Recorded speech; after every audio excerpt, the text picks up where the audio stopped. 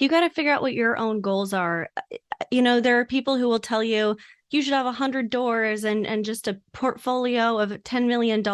And I don't care to do that. I would like to grow, yes, but I know that my goal is ultimately to keep that location independence and stay at home. And so if any of that growth cut into my ultimate goal, it would all be for nothing.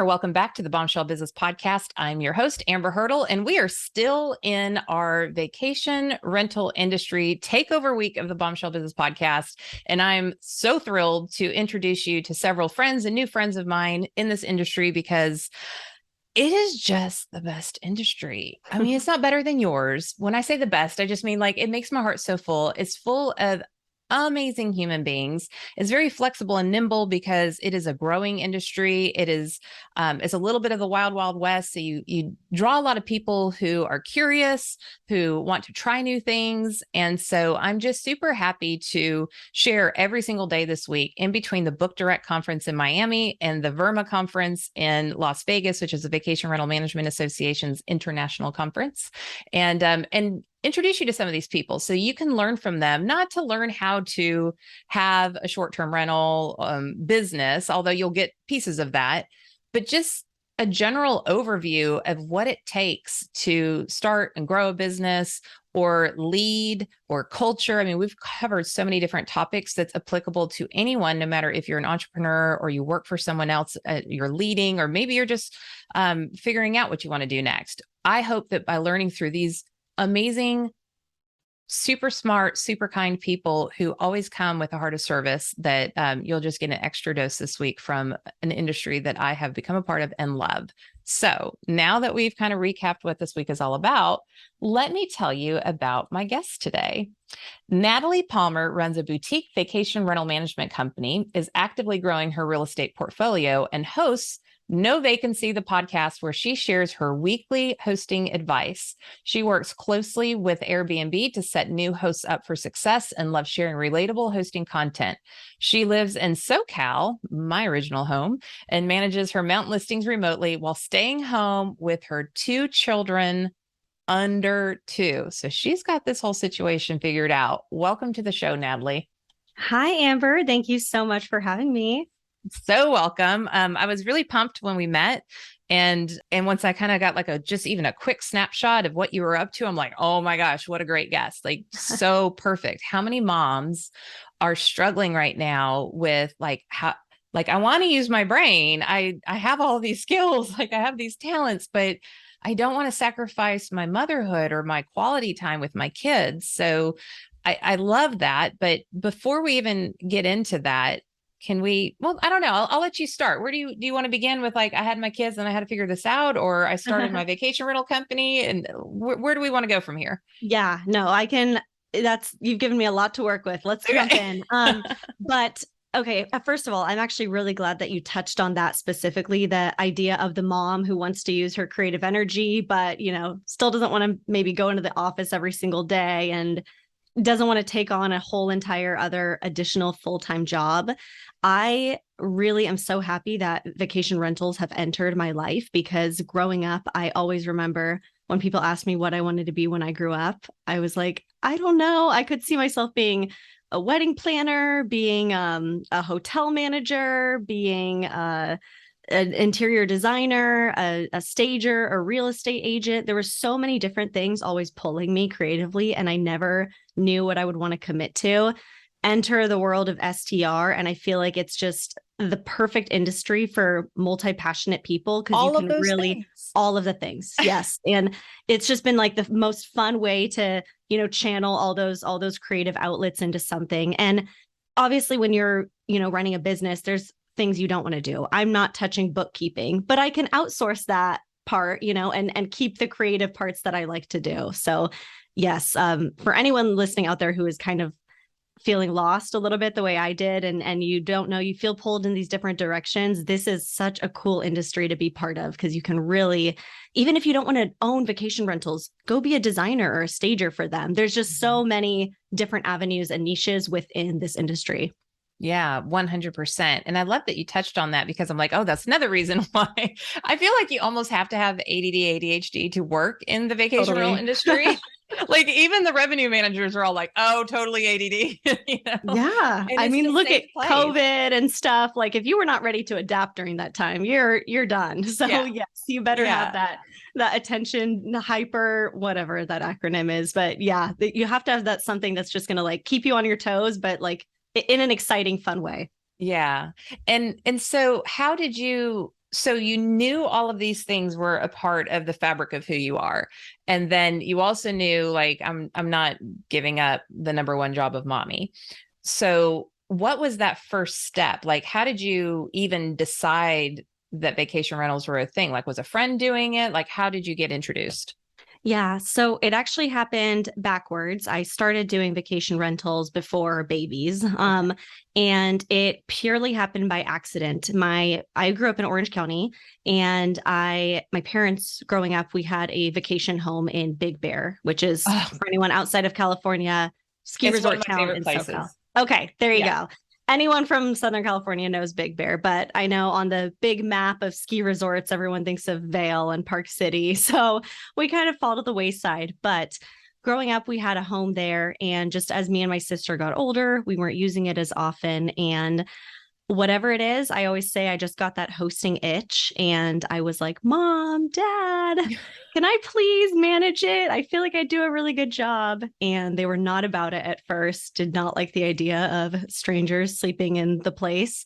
But I managed to get them on board. And right off the bat, I just set it up where I was taking a 20% commission for managing. And I didn't even know what managing properties looked like or co-hosting. I just knew Airbnb was this cool, trendy app. I've used it to travel, and I could list a place on there. And within one winter season, it just crushed. It was 100% occupied, nonstop, great reviews. So that spring, my parents reinvested in another one and asked me to manage that one for them. And then from there, I just had neighbors and other owners start seeing our reviews and how often we were booked, and they asked me to manage. I finally bought my own vacation rental last year, which has been a huge accomplishment, but it took co-hosting and managing 8 other properties for 3.5 years before I was able to buy my own. But that's like the traditional, how I got into the industry story. Mm-hmm. It's like, well, I had this property, and, my professional management company wasn't really doing it for me. And so I thought, well, I can do that better on my own.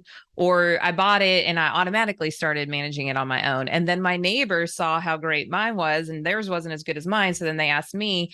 And I think it's really important when you're thinking about a short-term rental, a vacation rental, those terms are used interchangeably, and people have opinions on which what means what. But well, if you can book something on Airbnb, VRBO, booked, or any of those OTAs, online travel agencies, those are all vacation rentals or short-term rentals, meaning somebody is not in a 1-year lease and leasing it. They're leasing it for a night, 5 nights, maybe 30 nights, whatever. But the thing about this industry is you do not have to own the real estate. You just have to manage the properties. Yep. So it's the barrier to entrance is so low, so low. And when you're a smart gal like you, who's multi-passionate, like obviously you're going to crush it, and then the word's going to get out. So I love that is your path. And what made you, like, how did you finally get the courage, the revenue, the extra money, whatever, to buy your own? Like, why was that important to you? Oh, I can tell you there's a whole story about that. So all the properties actually that I manage are in a condo complex in Big Bear, all in the same spot. And, nice. That just helped scale things really quickly. I've got the same cleaner, same handyman, and everything. Operations are so dialed in. And in this complex, there was always this one particular unit that I just loved the location of it, like the direction it's facing of the pool. Like I liked that, cheesy as it sounds. But there was always a long-term renter in there for 1 full year, there was like a chain smoking grandma who lived there. For after she moved out, there was some guys who smoked hookah every single day there. And then after they moved out for a year, there was somebody who like sold weed and smoked weed every day. Awesome. And I just knew when it finally got listed.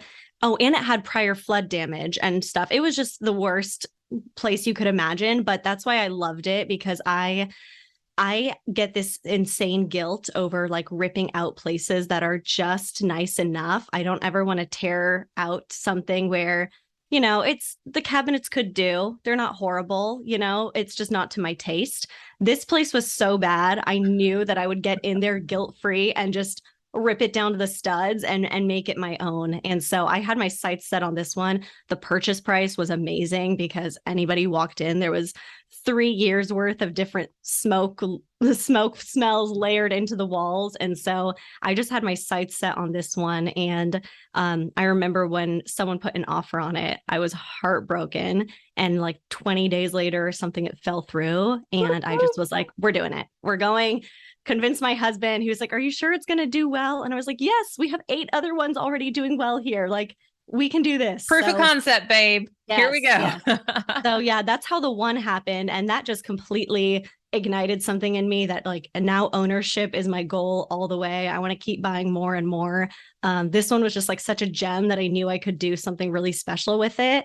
So I've been a little bit hesitant to jump into a new property just because I had like an attachment to that one. And now I feel like I officially have to broaden my horizons and pick, a new market and a property I'm not as familiar with, probably something I'll just see on Zillow, but I know that's the next step. Yeah, that's so exciting. And it's, I think there's so many reasons, like we could just sit here all day long and be like, these are all the reasons why we love the vacation rental industry. But prior to entering in the industry and having so many customers in it and speaking at all the conferences and that sort of thing, so my background is hospitality. So hotel, food and beverage, event. Then I have the travel industry. I have the construction industry. I have real estate, both on the housing side and the land side, and financial services. So like investments. Those are basically all of my verticals, and you put them all together, it's the vacation rental industry. Yeah. And then I don't know how you don't own. Yeah.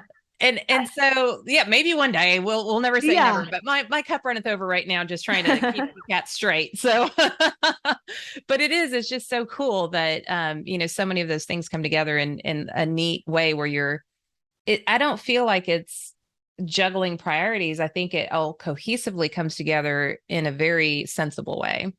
So kudos to you for being not just, and no, nothing against anybody who's quote, just a vacation rental manager, but for you to be an owner and an investor, that's like another level and another level of risk. So yeah, I'm going to have to profile you before, like we won't do it on the show, but after I'll have to send you a link. I want to know your behavioral profile because I've got my ideas. Okay. I would love to. Is this like a personality test? It's like a little 6-minute test. Yeah. Oh yeah. Sign me up. I love those kind of things. Okay. And then maybe we're in Vegas. I can like read your tea leaves or whatever, but so, all right. So we've kind of talked about what got you in the industry, why the industry is amazing, how you've grown and scaled it. And that was, gosh, we could probably have like 5 episodes just on that. So also be sure that if you're super interested and wanting to learn more about that, she has a weekly podcast, No Vacancy, the podcast. So you can go deeper. I want to dive in now. Because if there's anyone who understands juggling, like paying the bills and being a mom, is the teen mom right here. So, walk me through. So then we brought humans into this situation that depend on me to stay alive and be loved and formed beautiful attachment styles with as much as limited, childhood trauma as possible. Yeah, that's the goal, right? Right. We won't always get it right, but we're going to try. Yeah. I mean, mine are little. I've got a 22-month-old and I forget, 7-month-old. They're 15 months apart. That's all I know. And, so two under two, I always say. And, so far, I don't think I've seen any, trauma that I may have inflicted on them come out. That'll probably happen in the teenage years, God forbid. But yeah, it's been really cool. Like, gosh, I have so many friends now too who are now starting to have kids, and I see like when their maternity leave ends and they have to go back to work. And it's, for some people, I know so many moms cannot wait for the day maternity leave ends. And that's, what fuels them is going back to work. And that's really where they feel like themselves. But I've just seen so many friends who don't have that luxury, and they would prefer to stay home, but they can't. And that is really heartbreaking. And that has really fueled me lately is, I had everything kind of set up before I had kids, and I'm so grateful that I built a business I could do from home. And that's a huge driving factor for me now is I just want people who, my audience is mostly women. And if you have on your radar at all being a stay-at-home mom or figuring out a way to work from home and kind of create your own business by the time you have kids, come find me and reach out to me because there's just so many avenues you can do with this business, like we already touched on, to make it your own and be as hands-on or hands-off as you want to. Yeah, I love that. Now I'm like, bombshell business and women staying at home in the vacation rental industry. We might have to have a sidebar conversation while we're in Vegas. So I love that. Now tell me about the day-to-day, because and this could be for dads too. Like dads are definitely doing the same gig. But I want to know, what are the pain points and how do you address those pain points when you have two kids under two and they're crying or they're sick or, God knows they're probably both sick at the same time or real close and it's going around the house and then you have, something blow up at one of your units and like, how do you navigate that? Yeah, good question. So for me, and I don't want to get too in the weeds on, operations. I know not all your listeners are in the vacation rental industry, but for me, the biggest thing has been I am so diligent and thorough with the setup process of each property and really take the time to write like very, very detailed house manuals and, put labels in places where I can answer questions, write a really detailed listing description. And just doing something like that takes away so much of the questions that I get asked every day. Automating your messages, there's a lot you can do to kind of remove yourself from having to be on call 24/7. However, of course, there are days when the heater is broken and it's snowing outside and I have to call someone to fix it. I don't know what it is, but I think that my girls, as young as they are, almost have like a sixth sense. I hang out with them all day, but when shit hits the fan and I have to go call an HVAC guy or an appliance repair guy, all of a sudden they can just like entertain each other and be fine for 30 minutes. Oh my gosh. I don't know amazing. If that's just me, but I feel like they almost like, I don't know, maybe we're just a very intuitive family, but like in moments where it's like crisis hits, I have not found it to be a huge issue to step away. I think I really try to be present when work is not calling me, that in the moments when I have to drop what I'm doing, there's kind of an understanding there. 100%. I love that. I love that. And I think most of our kids adapt. Like, I mean, what a bizarro life my kids had when I was a celebrity event planner. I mean, I was like, hey, Britt, you want to come with me tonight? It's going to be Jessica Simpson. I'm going to Natalie's for pizza and a movie. Like, she couldn't care less. I'm like, okay, whatever. It's just too good for Jessica Simpson. I don't have time for Jessica Simpson today. You go do your thing, Mom. And but what you create normal. I'm the daughter of a drummer. Like my dad traveled the world, played with all kinds of different names that I won't name drop, but that was just so normal to me. Like that's just you what don't my know life any was. different. And so if your kids don't know any different and you make it safe and normal for them that this is just what we do in this family, then it doesn't get weird. Not that you don't have hard times. So I want to hear about this women's STR conference. Who are you planning that with? And how did that come about? Yes, I'm planning that with Tatiana Taylor Tate, who is another just absolute powerhouse in the vacation rental industry. Another one you should totally connect with too, and she'll be at VRMA as well with us. But me and her just connected over Instagram. She's also a short-term rental coach, educator, interior designer, and somehow I think we just recognized in each other that we were meant to team up and do greater things in this industry. And so we are planning a all women's short-term rental summit in Scottsdale in February, which I'm so excited about. Not to bash any of the other industry conferences out there, but I have noticed a running theme where everyone will stand on stage and talk about how important it is to have a nicely designed short-term rental and how important guest experience is for your short-term rental. And then you look around and these are the most lackluster events I've ever seen. There's like no stage design, just endless rows of vendor booths with nothing drawing you in. And I think we both kind of recognized, like, if we are standing on stage preaching these values, we need to put that forward in our own events. And so I'm very excited. We've got secrets and stuff I don't want to show yet, but our stage design and just the whole event layout is gonna female centric. So female centric. And that's the other thing, because it's all women, we just like had permission to go so girly. It'll be purple and pink and like cute cursive fonts everywhere, tons of Mean Girls quotes. Like, I love it. It's just going to be like, I don't know. I'm so excited to just have a girls' weekend where we're still going to learn so much. And I really want to drill into the perspective that women bring into this industry. So many of these events I go to, I will hear, see a married couple that attends together, which I love seeing when couples are both in the industry together.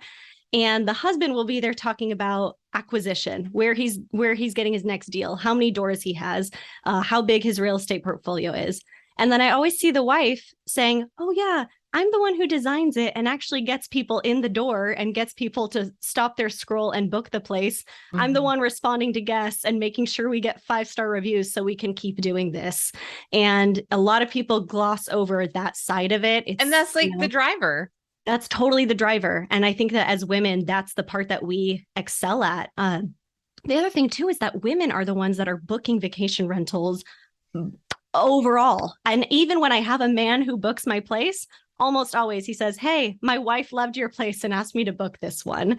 So I've just seen, I think women are the, secret force behind this industry, and we need more spaces for us here to dominate.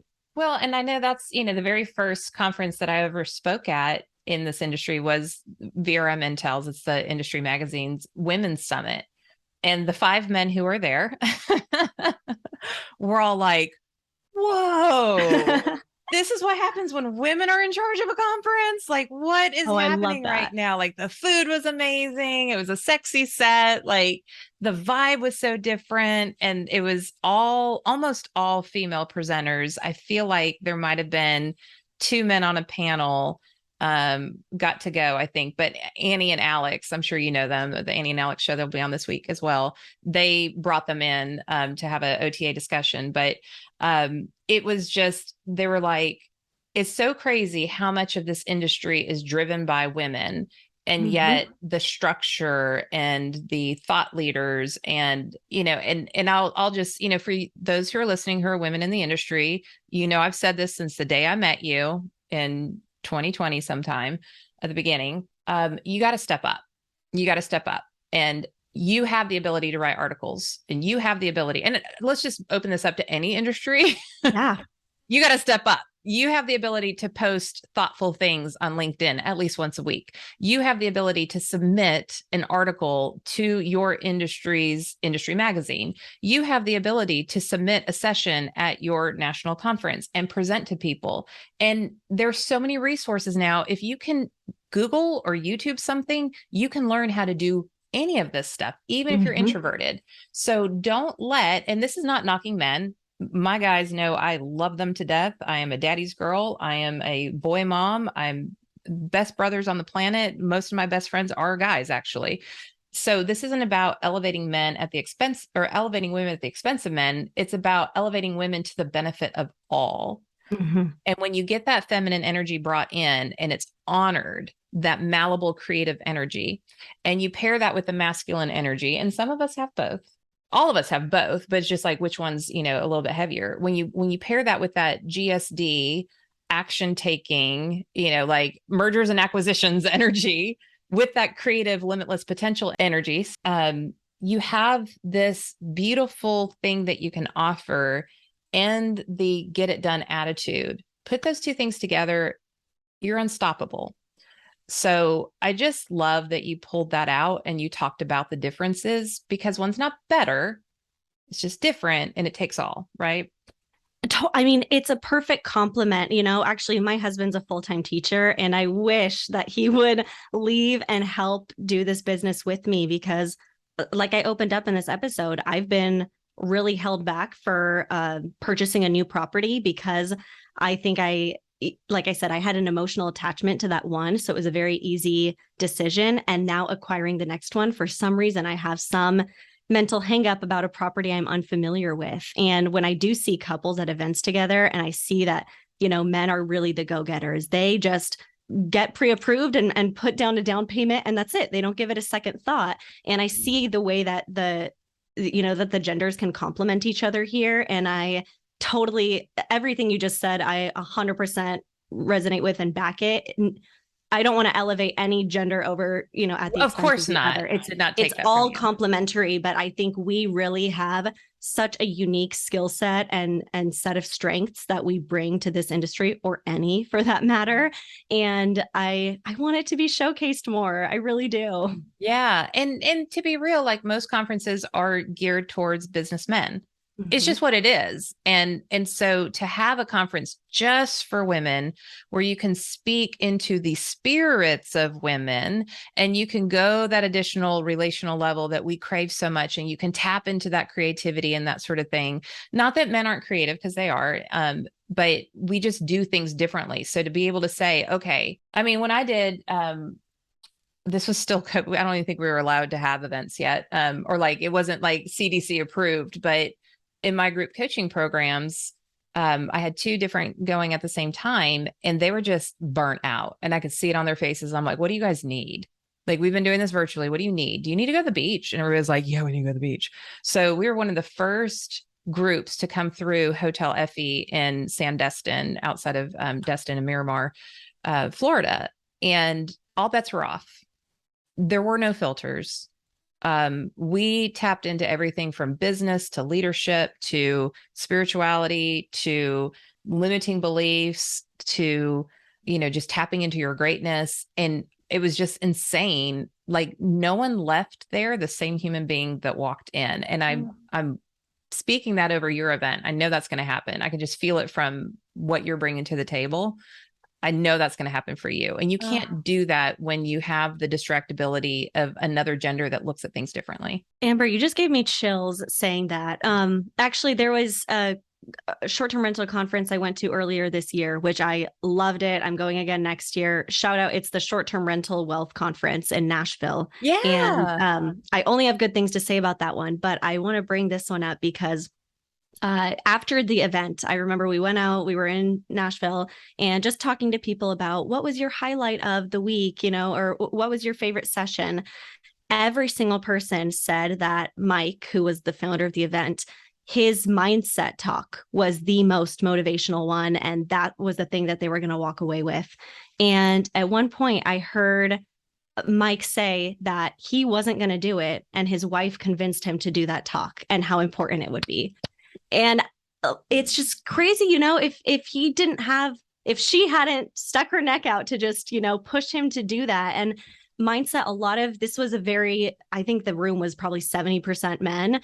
A lot of them would scoff at mindset. And I mean, every single person I talked to was saying that that was what they got the most out of. So yes, we do have a place, even if I know Amber said, go write the LinkedIn article. Even if you're still too shy for that, just speak, have your voice be heard, because in his case, it was really just his wife giving him that final push to go do it. And that made, how many lives do you think were transformed just from him giving that speech? So, it doesn't always have to be you being in the spotlight, but do not shy away from having your voice be heard by any means. You so belong, and you have something valuable to say.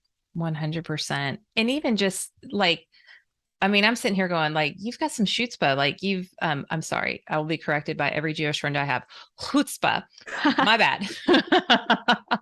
um, you convinced your parents, then you were able to influence your neighbors, like what you have put into the world. Then you made babies, you brought babies into the world, and you're birthing these vacation rentals.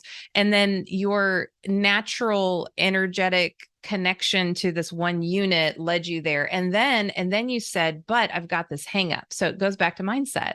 Mm-hmm. Every time it goes back to mindset. Like in my mind, I'm not an investor. Like in my mind, I'm not like, what if this isn't the greatest, where a man is going to be like, I'm going to jump and hope that my, backpack actually has the parachute in it. Like that's kind of a different. So true. They're more like shoot than aim. And we're like, aim, make sure that we 100% know the direction, that there are no ways that this can go wrong, because women actually, scientifically, women make decisions based on what went wrong in the past. So we're always mitigating risk.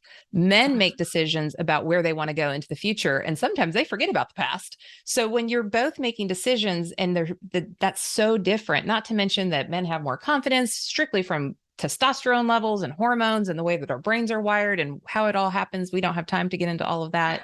But inherently, men are more decisive and action risk takers.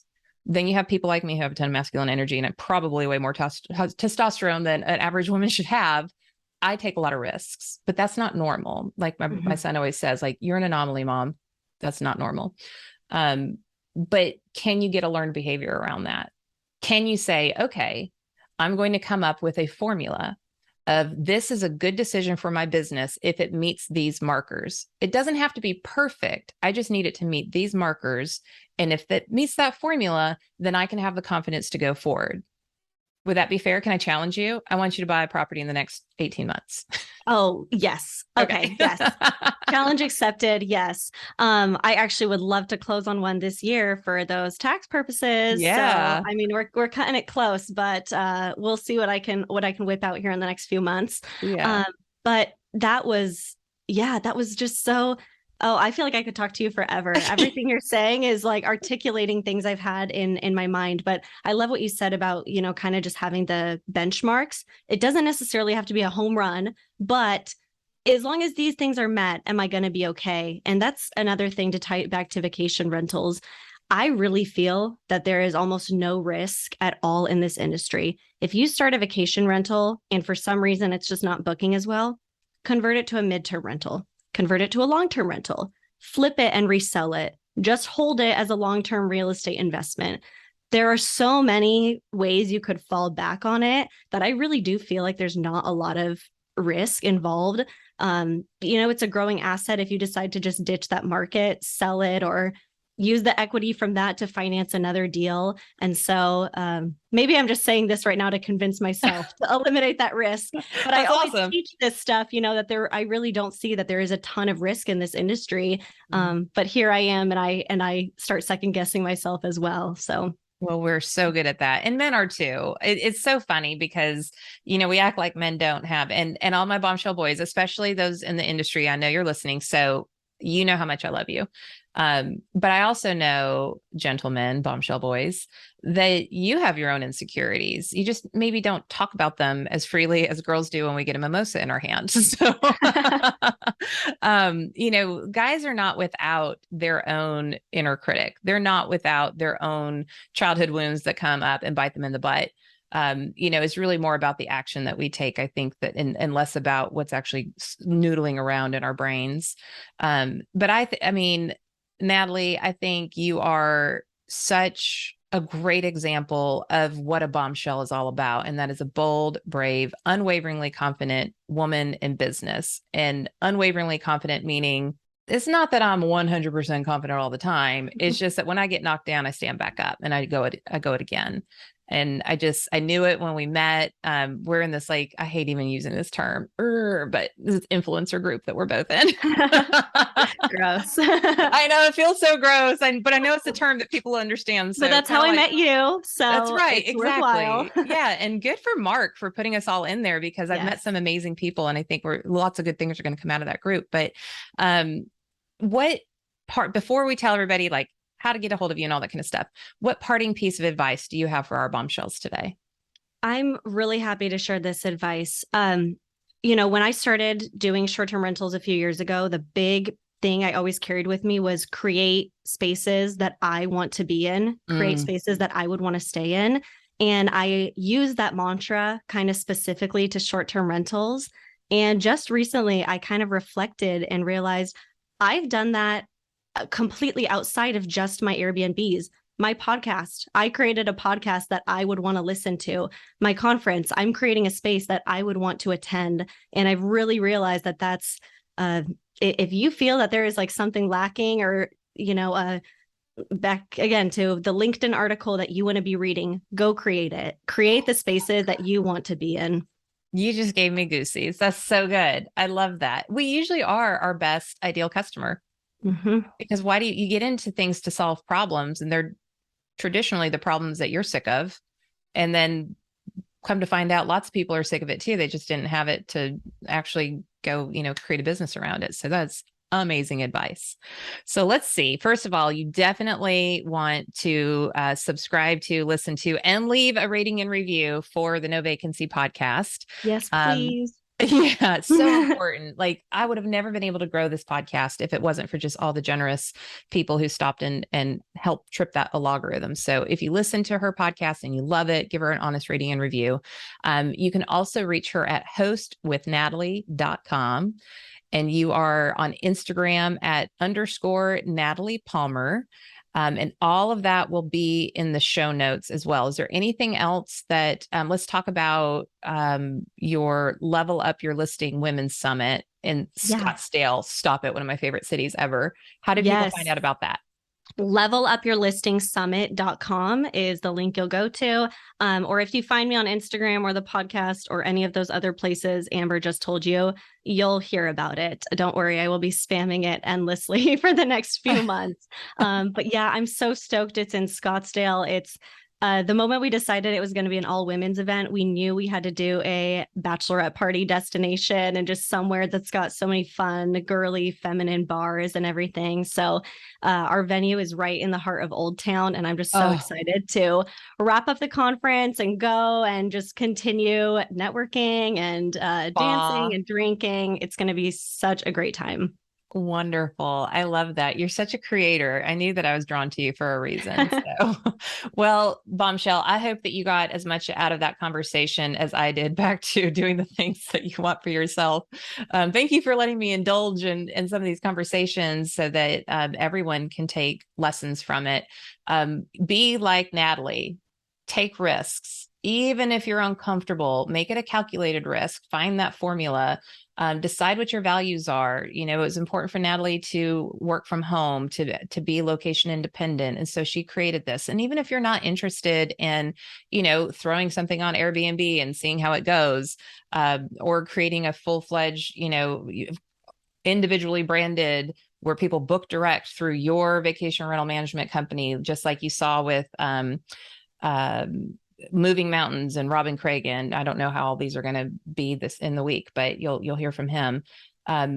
Decide what you want as a human being. What life do you want? Okay. Now that you know what kind of life that you want, how do you create the environments personally, professionally, in order to feed that life? I mean, that's really at the end of the day what it's about. Wouldn't you agree? 100%. Yeah. You got to figure out what your own goals are. There are people who will tell you should have 100 doors and just a portfolio of $10 million.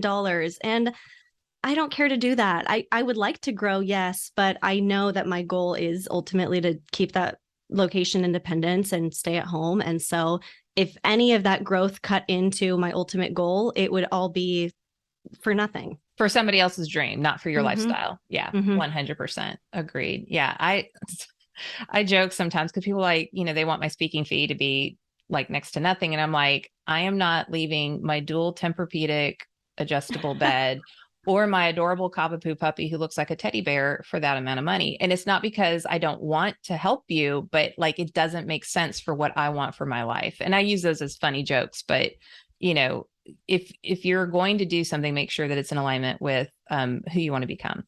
I'll leave it there. So yes. with that bombshell, please, please, please go check out her podcast. And while you're noodling wherever you are in your podcast preference of your apps, leave us a rating and review, hop onto YouTube, like it, share it, subscribe, and make sure that you're staying up with this week. We're learning so many different things. Yes, it's based in the vacation rental, short-term rental industry, but the lessons are for everyone. And I will see you on the next episode.